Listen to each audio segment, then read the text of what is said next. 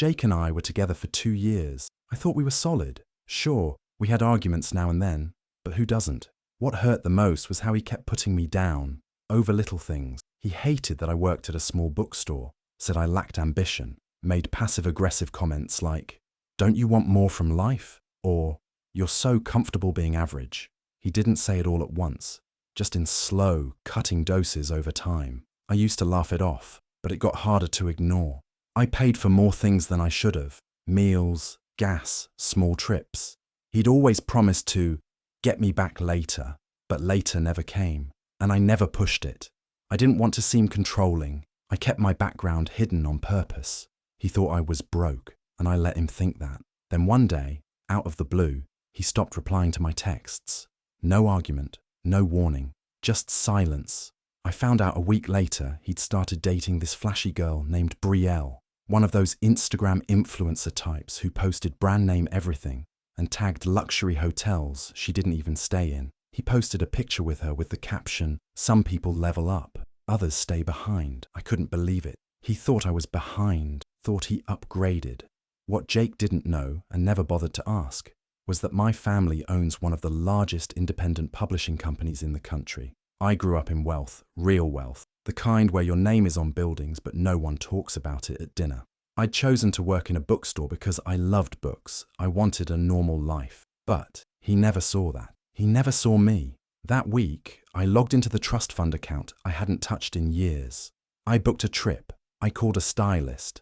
I called my godfather, who just happens to be CEO of a luxury brand. I wasn't going to beg or confront Jake. I was going to let him see what he threw away.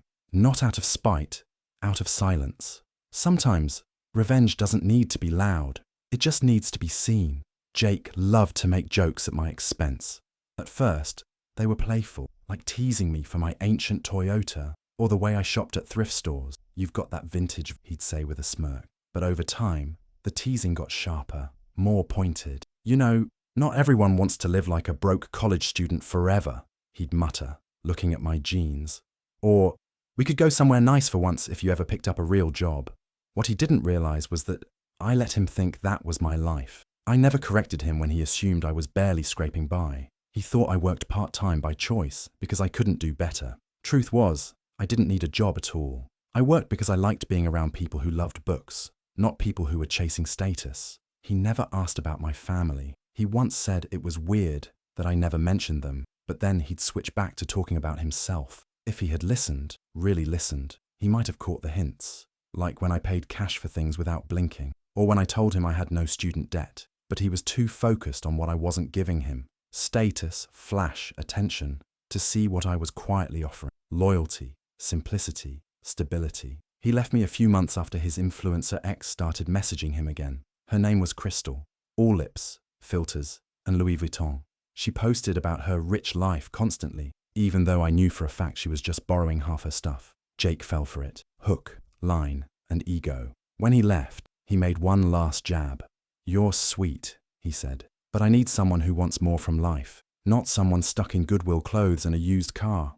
I didn't say a word, just smiled and nodded. Because here's the thing, my family owns the thrift store chain he always mocked. Not just one store, all of them. Over 800 across the country. The little patch logo on the bags. My grandmother designed it. My uncle runs corporate. I could have pulled up to every date in a Rolls if I wanted to. I just didn't. So I stopped hiding. I traded the old car for a classic Mercedes. Not flashy, just elegant. Started attending board meetings again. Rejoined the family trust's investment group. I didn't flaunt it. I didn't even block him. I let him see it all, through mutual friends, social posts, quiet whispers. He mocked the thrift store girl. Turns out she was his landlord. It had been a few months since Jake left me for Crystal, the influencer girl with fake designer bags and an ego bigger than her follower count. I hadn't spoken to him since. I didn't need to.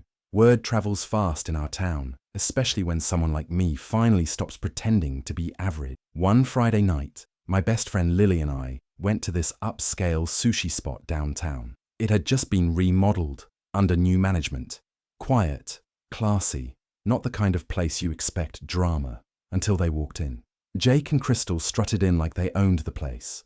Crystal wearing sunglasses indoors, her heels clicking like she was on a runway. I saw them clock me immediately. Jake froze a little. Crystal smiled too wide. They were seated a few tables away. I tried to ignore them. Really, I did.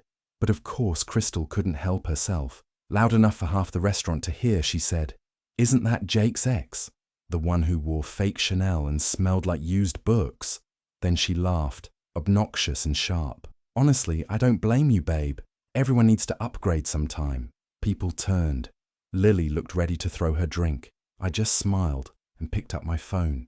I made one quick call to Michael, the family lawyer handling my recent property acquisitions. I didn't even have to explain. He knew which place I meant. I ended the call with, "Yeah, let's make it official tonight." About 30 minutes later, the manager, who I'd already met privately during the sale, walked over to their table. He looked calm, but firm. "I'm sorry, but we've had a complaint. The new owner doesn't tolerate harassment. I'm afraid we'll have to cancel your table." Crystal looked like she'd been slapped. "Are you joking? Who even owns this place?" The manager gestured to me without saying a word. Jake's face went pale. Crystal turned red. They left in a huff, Crystal swearing under her breath. I didn't say a word. I just took another bite of my Toro roll and smiled. Turns out some upgrades come with a lease. Others come with a deed. Jake had this way of making things sound small, like they weren't a big deal. "Can you spot me for gas? I'll pay you back tomorrow," he'd say, like it was just a one-time thing. Then tomorrow would come, and he'd forget, or say his paycheck was late. At first, I didn't think much of it. We were dating. Helping each other out came with the territory, right? But it kept happening. Rent, groceries, phone bill. Even once, $100 for some business investment, he wouldn't explain. I always gave the same answer. "I wish I could, but I'm broke too." And every time he'd sigh and say something like, "It's okay, I get it. You're not rich like some people." He'd laugh afterward, but the words stuck. The truth? I could have given him all of it, without blinking. But I didn't. I needed to see something first. I needed to know if Jake loved me. Not what I could buy him. Not what he thought I might become. Just me. Quiet. Bookish. Plain old me. So I let him think I had nothing. No savings. No inheritance. No massive trust fund waiting in the wings. I kept driving my old car, wearing thrifted clothes, paying for things with my part-time bookstore salary. And every time he brought up money, I stayed silent, just to see how he'd act. And slowly, things shifted. He got less patient, more distant. He started scrolling Instagram while we were together, following girls who lived flashier lives, who posted yacht trips and designer bags. I saw the change happening in real time, like watching someone lose interest in a toy once they realize it doesn't make noise. Then one day, he just stopped answering. No fight, no breakup. Just gone. Ghosted. I found out a week later that he was official with Crystal, the same girl he used to mock for being fake. She had a following, a flashy lifestyle, and just enough money to keep him interested. I wasn't even angry, just tired, because I had my answer. He never loved me. He loved what he hoped I'd become. And when it looked like I had nothing to offer, he left. Joke's on him, though. My broke life was a test. One he failed miserably. And the girl he thought was the jackpot. She was living on credit. I was the real win. He just didn't see it. After Jake left, I went quiet. Not sad quiet, focused quiet. I stopped pretending to be small and started stepping into the life I was born into. No more hiding behind bookstore shifts and thrifted cardigans. I met with my aunt, who ran the creative side of our family's luxury fashion brand, and officially joined the design team. Turns out, years of styling myself on a budget made me better at trend forecasting than half the people already working there. I got a new look. Nothing over the top, just refined, classy, powerful. I cut my hair, changed my style, learned how to walk into a room like I owned it. Because in most cases now, I did. Within a few weeks, I was attending fashion events, business dinners, networking parties. My name started showing up in articles and press releases. And then the magazine came out. I was on the cover of a well-known fashion and lifestyle issue, standing in one of our new collection pieces. The headline? "The heiress who hides in plain sight." I smiled when I saw it, not for the recognition, but because I knew Jake would see it too. He did. A few days later, I got invited to a private launch party through the brand. It was upscale, small guest list, invite only. I wasn't just attending, I was the guest of honor. I was mingling near the champagne bar when I spotted him, Jake, and Crystal, clinging to his arm in some barely there dress that looked like it was about to fall apart. He glanced at me, then past me, like he didn't recognize me, but Crystal did. Her face froze. Her lips twitched into this forced smile. "Jake," she whispered, way too loud. "That's your ex." He turned slowly, staring at me like he was seeing a ghost. I didn't say anything, just raised my glass slightly in his direction and smiled. He looked stunned, confused, embarrassed, and I just walked away, heels clicking softly on the marble floor, the room whispering behind me. Let him stare. He left me for someone who looked rich on Instagram. I became the woman magazines wrote about. A few months after the magazine cover dropped, life got even busier. Between design meetings, events, and expansion plans, I barely thought about Jake anymore. He was just a blip in my story, someone who helped me learn a few hard lessons early on. I had no plans to cross paths with him again, but the universe has a sense of humor. One morning, I was reviewing candidate resumes for a junior project coordinator role at a fashion startup I'd quietly invested in a year ago. It wasn't public knowledge that I was one of the founding board members. My name was nowhere on the website. I preferred to stay behind the scenes while mentoring the creative team. Then I saw his name, Jake Carson. At first, I thought it had to be someone else, but the resume matched. Same college, same former job, same bland cover letter. It was him. Apparently, he'd been laid off. Word from a mutual friend was that Crystal had dumped him shortly after, claiming he was dead weight once the sponsorship deals dried up. He was desperate, applying to anyone who'd take him. The startup's hiring team shortlisted him for an interview. The irony was too good. I told them I wanted to sit in on this one. Said I wanted to get a feel for candidates personally. They didn't ask questions. I was, after all, the money behind the curtain. The day of the interview, Jake walked in looking rough. Not completely unkempt, but not the polished guy he used to pretend to be. His suit didn't fit right. His smile looked forced. He didn't notice me at first. He sat down across from the two other team leads, eyes on his notes. Then I walked in, folder in hand, and sat at the head of the table. He looked up and froze. His mouth opened slightly. He went pale. He couldn't speak for a solid 5 seconds. I just smiled politely and opened the folder. "Jake Carson, right?"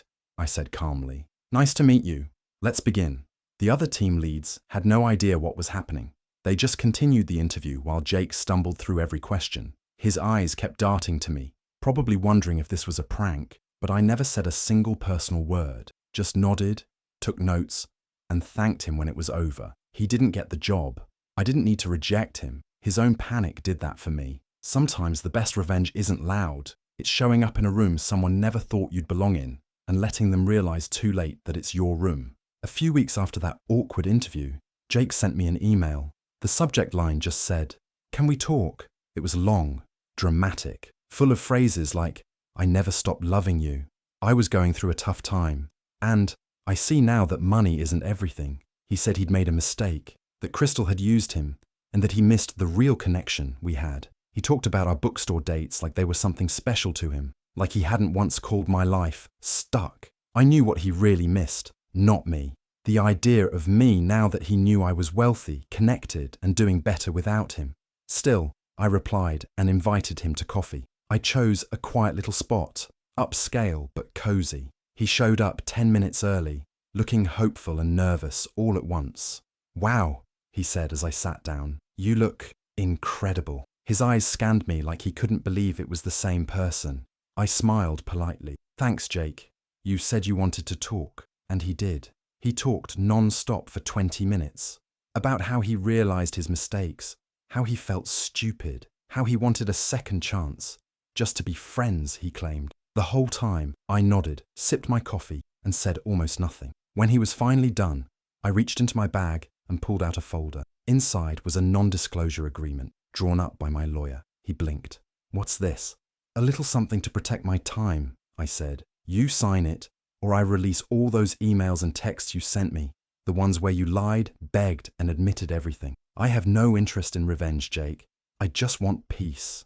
His face turned red. "You wouldn't—" I raised an eyebrow. "Try me." He didn't sign it. He left in silence, fists clenched, face flushed with embarrassment. I watched him walk away through the window. He thought I was giving him a chance to come back. What I really gave him was a chance to finally shut up. And he still almost blew that too.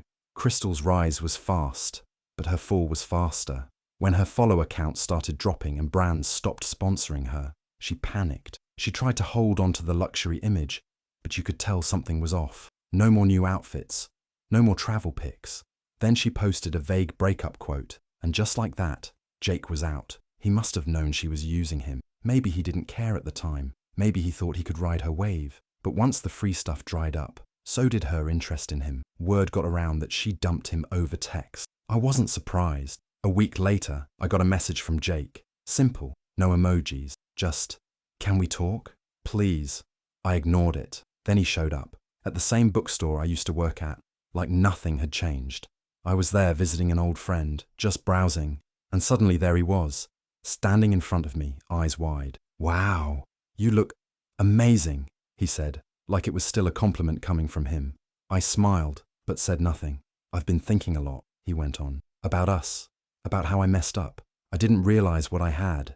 You were always real. Crystal just wanted a prop. He paused, lowering his voice. "You were my piece." That line would have worked months ago, maybe even weeks ago. But now, I was dating someone new. His name was Mark. He wasn't flashy, but he was brilliant. An architect who'd started his own firm. Down to earth, funny, and he never once asked about my money. Jake had no idea. Until Mark walked in. He came up behind me, placed a hand gently on my back, and smiled. "Hey babe, ready to go?" Jake's face dropped like he'd been punched. He looked between us, confused and silent. I looked at him, finally saying, "This is Mark, my boyfriend." Jake tried to keep his cool, tried to laugh it off, but you could see it. His hands clenched, jaw tight. He mumbled something like, "You moved on fast," as if he had any right to talk about timing. Mark didn't even flinch. "You must be Jake," he said calmly. "I've heard nothing." That stung more than anything I could have said. Jake blinked hard, like he was trying not to cry. And then he just left. No big scene, no dramatic last words. Just walked out the same way he came into my life, full of ego and completely empty. Funny how fast a man can go from thinking you're his backup plan to realizing he was never yours. After seeing me with Mark, I thought Jake would finally get the hint. I thought he'd fade out quietly and move on. But no. A few days later, I got another message from him, this time full of bitterness. "You're not rich," he wrote. "You're just pretending. There's no way someone like you came from money. You probably made that whole family empire thing up for attention." I laughed out loud reading it, not because it was funny, but because it was so desperate. He really couldn't handle that I'd built a life without him, and that I never needed him in the first place. I didn't reply. Instead, I told my dad, not in a petty way, just casually mentioned that Jake still didn't believe I came from money. My dad, who keeps a low profile despite being worth more than most tech CEOs, raised an eyebrow. "Wait," he said, "that kid from the fundraiser 2 years ago? The one who asked if the wine was on the house?" I nodded. That had been Jake's one and only brush with my real world, some charity event I dragged him to. He had no idea the man he asked about free wine was my father, or that the hotel the event was in was ours. My dad didn't say much at the time, but later that evening, Jake got a call from a number he didn't recognize. He answered. "Jake," my father said calmly, "this is Mr. Ellison. I understand you've been questioning my daughter's credibility. I just wanted to make it absolutely clear. She is who she says she is, and she's far more than you ever deserved. You made your choice. Now kindly stop contacting her." Jake didn't respond, just hung up. 5 minutes later, I was blocked on every platform. I didn't mind. He couldn't handle that the quiet girl with the used car was the daughter of a billionaire, that the life he chased was just a knockoff version of the one he walked away from. He wanted the fantasy, but I was the reality, just never his to keep. It's funny how life works. A year ago, I was working part-time in a bookstore, driving an old car, and being told by someone I loved that I wasn't enough. Now, I run a luxury fashion brand. I'm launching our 3rd store in Los Angeles, and I'm engaged to someone who never once cared about my bank account. Mark, my fiancé, is calm, thoughtful, and steady. He knew about my family's wealth early on, but he never made it weird. He never treated me like a prize or a paycheck. When we argue, it's about dinner or movie choices, not power or status. He makes me laugh. He listens. He remembers things. That's real wealth, honestly. Meanwhile, Jake is still online, still posting half-hearted motivational quotes, selfies with rented cars, and vague big things coming captions. Nothing ever really happens. People stopped paying attention. The last I heard, he was trying to start some luxury dropshipping business, but the site barely worked and the reviews were awful. He traded a real relationship for a quick fix, left someone loyal for someone shiny, and now he's bitter, broke, and blocked. Sometimes I see his posts pop up from fake accounts. He still watches my stories, still tries to find little ways to poke around my life, but I don't respond. I don't need to. The truth speaks for itself. I remember when he told me I had no ambition, that I was wasting my time, that I wasn't driven enough to give him the life he wanted. It makes me laugh now, not because I proved him wrong, but because he never saw me clearly in the first place. He thought I was a stepping stone. I turned out to be a whole empire. The day I signed the lease for our new Beverly Hills location, I stood outside the storefront and thought about everything I'd built, everything I'd survived. Not just the breakup, but the shame, the self-doubt, the second-guessing. I'd been made to feel like less than, like I had to prove I was worthy, but I never needed to prove anything. Jake ruined his future chasing someone else's fantasy. I built my own reality, brick by brick, dress by dress, decision by decision. He left me thinking I was nobody. Turns out, I was everything he ever wanted. Too bad he figured it out too late.